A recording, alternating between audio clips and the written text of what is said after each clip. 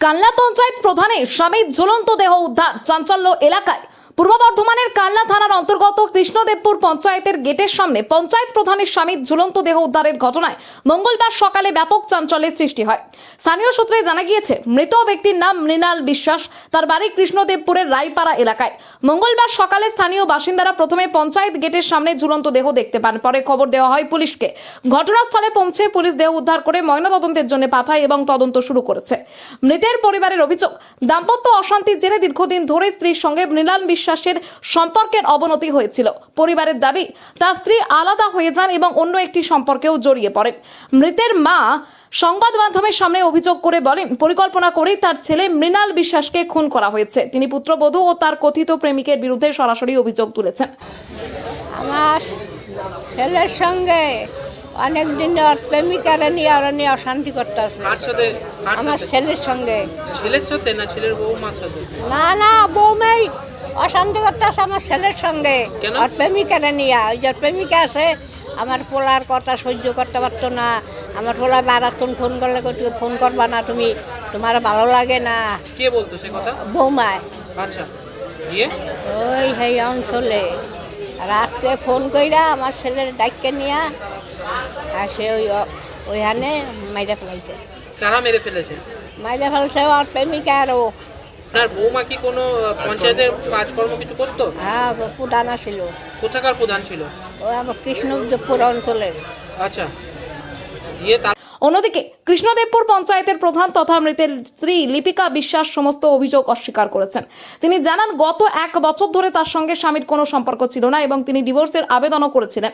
তার দাবি, রাজনৈতিক ও ব্যক্তিগত উদ্দেশ্যে মিথ্যে অভিযোগ তোলা হচ্ছে। পাশাপাশি পঞ্চায়েত কার্যালয়ের গেটের সামনে কিভাবে দেহ এলো সেই ঘটনা নিরপেক্ষ তদন্তের দাবিও জানিয়েছেন তিনি। ঘটনাকে কেন্দ্র করে এলাকায় উত্তেজনা ছড়িয়েছে। পুলিশ পুরো ঘটনা তদন্ত শুরু করেছে। রীতা ভট্টাচার্য রিপোর্ট, সুন্দর বাংলা নিউজ।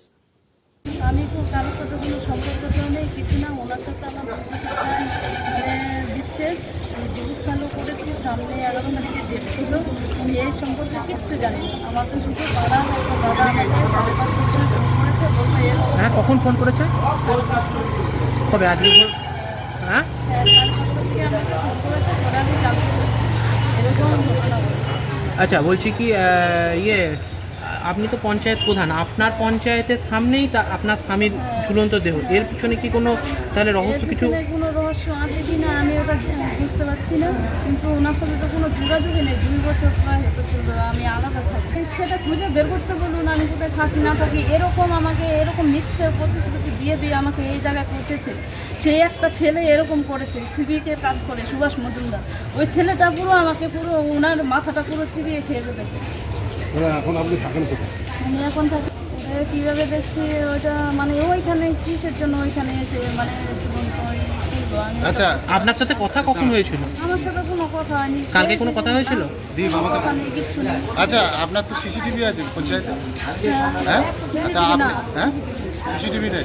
তা আপনার পঞ্চায়েতে এই ঘটনা ঘটলে আপনি কি পুলিশকে যথাযথ তদন্তের জন্য অভিযোগ করবেন? তদন্ত করতে আপনি করেছেন না? থানায় গেছিলাম। কেটে দিলেও আপনি তো একটা পঞ্চায়েতের প্রধানও, আপনার পঞ্চায়েতে এই ঘটনা ঘটেছে একদম গেটের কাছে। এর জন্য কি আপনি পুলিশকে আলাদাভাবে কী কারণে এই ঘটনা কেমনভাবে ঘটলো, কীভাবে এলো, সেটা কি তদন্ত কীভাবে কী করার জন্য কিছু বলুন? তদন্ত করতে পারে কীভাবে এখানে এসে এরকমভাবে হয়েছে এই ঘটনাটা, এটা মানে তদন্ত করার জন্য সবাইকে অনুরোধ করছি। আচ্ছা, আপনি কাউকে সন্দেহ করছেন না? আপনার স্বামী ইচ্ছাকৃত করছেন? সন্দেহ, ওইটা আমি সন্দেহ বলতে পারছি না, কিন্তু আমার পুরো সংসারটা শেষ করেছে একটা ছেলে। ওই ছেলেকে মানে এফআইআর করলে সব থেকে ভালো হবে।